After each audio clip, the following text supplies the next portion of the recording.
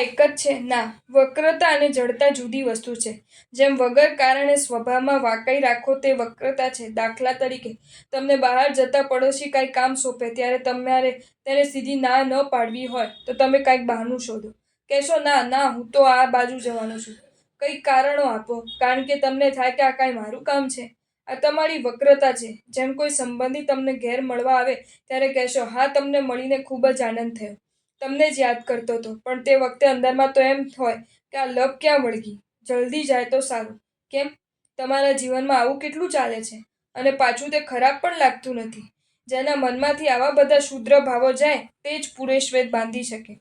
પુરુષ વેદ મળ્યા પછી જો પુરુષ વેદને યોગ્ય ભાવ ન કેળવી શકો તો મળીને સ્ત્રી વેદ પણ થાય. અને તે પણ મનુષ્ય સ્ત્રી વેદ નહીં, પણ કદાચ કૂતરા બિલાડાના ભવમાં પણ જાય. ભયાનક ભવિષ્ય ભીત પર દેખાતું નથી, માટે જ ખોટા ભાવો કેળવો છો. જેમ એક આખા મકાનમાં આગ સળગી રહી છે, પણ તેમાં નાનું બાળક પડ્યું હશે ને, તેવી તમારી સ્થિતિ છે, કારણ તમે ધર્મમાં બાળક જેવા જ રહ્યા છો. જો તમને આ વિડીયો ગમ્યો હોય તો આ વિડીયોને લાઈક કરો અને મારી ચેનલ જૈન ફેક્ટ્સ એન્ડ સ્ટોરીઝને સબસ્ક્રાઈબ કરો. ધન્યવાદ.